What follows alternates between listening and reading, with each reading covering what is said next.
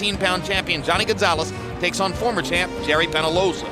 Finally, September 15, Juan Manuel Marquez, coming off his huge victory over Marco Antonio Barrera in March, takes on Jorge Barrios, non-stop brawler who won't take no for an answer from Argentina. For all that and more, log on to HBO.com. Let's go to the tail of the tape now in the featherweight division for Oscar Larios and Jorge Linares. Larios, a 30-year-old veteran from Guadalajara, Mexico. He has had a lot of big fights among his 65 ring appearances so far. Linares, at age 21, has done most of his fighting in Japan after coming out of Venezuela. There's a 1-inch height advantage for Linares. Arm length measured from the armpit to the end of the fist equal for both the 23. They both weighed in right at the featherweight limit of 126 pounds. Tonight, Oscar Larios is up to 135, and Jorge Linares has gone up overnight to 137 pounds.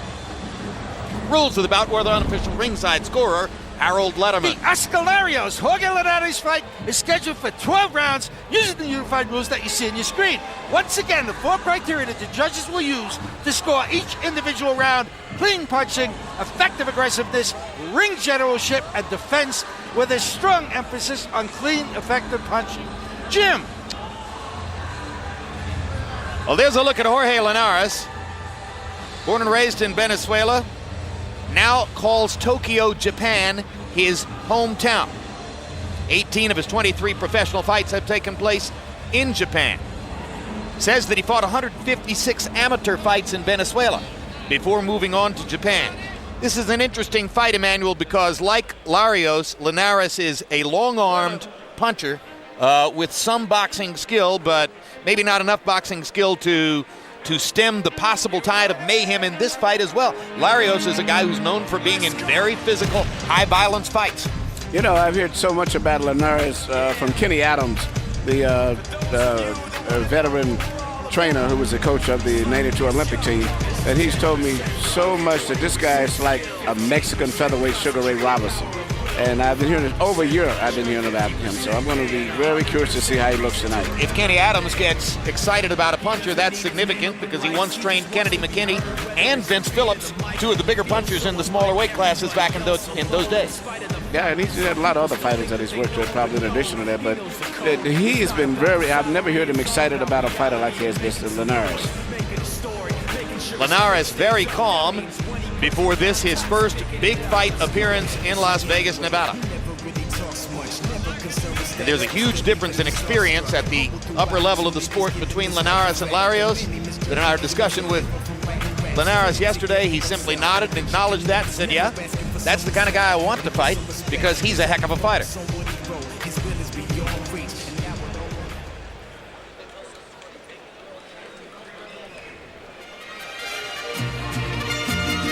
Oscar Larios went to the Philippines last summer and fought Manny Pacquiao in what amounted to a tune-up fight for Pacquiao. How good is Pacquiao? He fights in what amounts to a sort of home court, entertain the home crowd tune-up fight against a guy who's been a 2-time world champion at 122 pounds and once threatened to become the kingpin of that division. And owns a knockout win over Israel Vasquez. He said, Larios said that tonight he wants to fight like a tractor trailer going downhill without brakes. And if Linares can beat that, he said he'll just be the better man. But this is baptism by fire for Linares.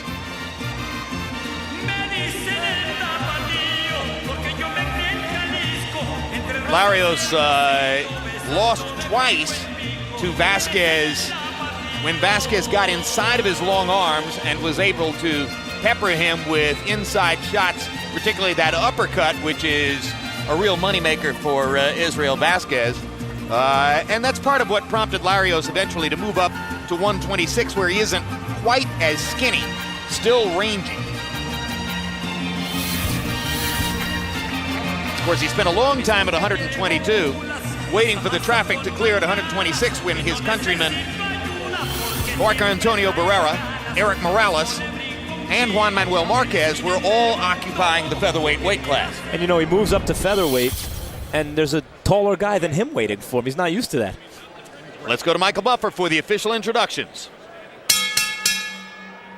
Ladies and gentlemen, from the Mandalay Bay Resort and Casino of Las Vegas, Golden Boy Promotions is proud to present this contest, a world title bout. Sanctioned by the Nevada State Athletic Commission, sponsored by Rockstar, party like a rock star. Cerveza Tecate, beer with an attitude, and Southwest Airlines, your symbol of freedom. At ringside, the 3 judges scoring this bout on the 10-point system are Robert Hoyle, John McCarthy, and Paul Smith. And inside the ring, your referee in charge of the action, Vic Draculich.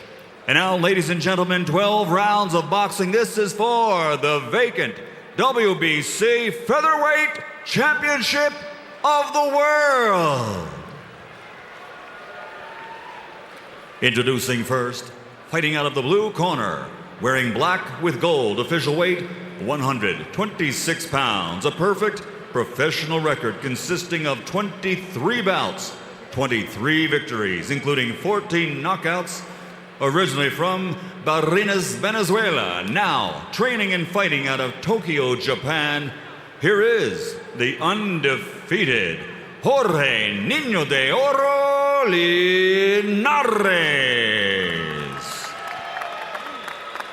And his opponent across the ring, fighting out of the red corner, wearing blue, white, and green, official weight 126 pounds. His professional record, 59 victories, including 37 knockouts against 5 defeats, with 1 bout even.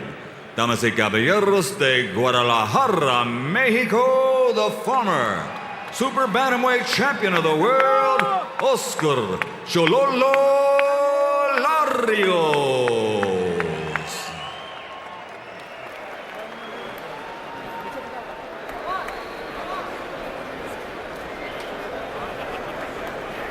All right, gentlemen, this is for the WBC World Featherweight title. You've received your instructions in the dressing room. Again, I want to caution you. Any punches below these points are going to be called low. Golpes debajo de este puntos será llamado bajo. With that said, I want you to obey my commands, protect yourselves at all times. Obedezcan mis comandos y protegerse a su mismo siempre. Touch them up now. Good luck to both of you. Tóquenlos. Buena suerte a ambos.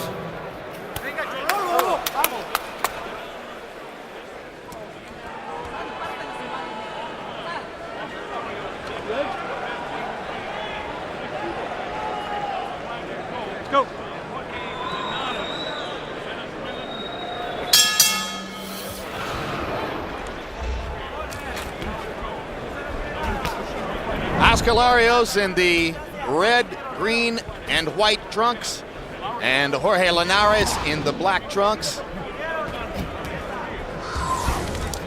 Both fighters with significant experience fighting in the Far East. Both fighters are known to be offensive threats. Larios gets it started with long-armed looping punches, his trademark. Larios come out and started to taking control right away. It's very interesting looking how tall both of these guys are for featherweights.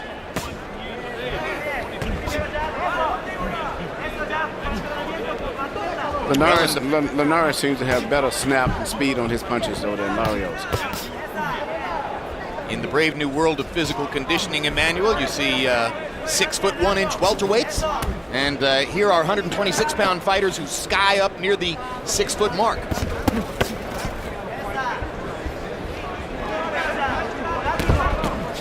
"6'1" welterweight doesn't sound too impressive to you, Emmanuel. No, after having Milton McCoy and Tommy Hearns. Tommy Hearns, 6'2". Yep, I have a lot of big guys.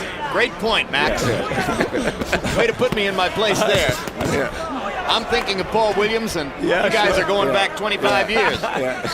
But Tommy Hearns was a freak of nature. I don't know how much that has to do with modern advances in nutrition. Yeah, and I'm getting a little too hyper-enthusiastic about the height of Larios and Linares, who are more like 5'8", 5'9", than really skying towards 6 feet. But they're definitely tall for 126-pound fighters. That's right. You don't see many featherweights this height throughout the history of that division.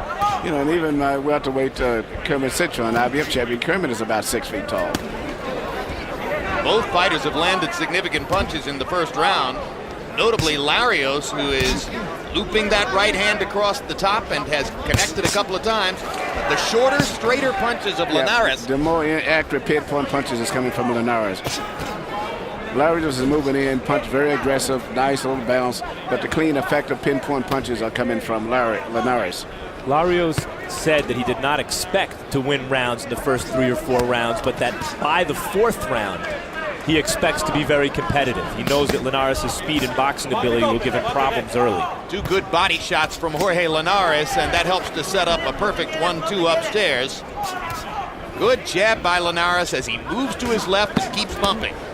But I don't think he's had anyone that's putting the pressure on him that he's getting from Larios too. Larios putting a lot of pressure on him. Even though he's winning, he's coming in, making him fight a little faster than he probably would like. Oh, and Larios momentarily stopped bouncing. Linares took perfect advantage to fire a right and a left and comes back with another combination before the end of the round. Both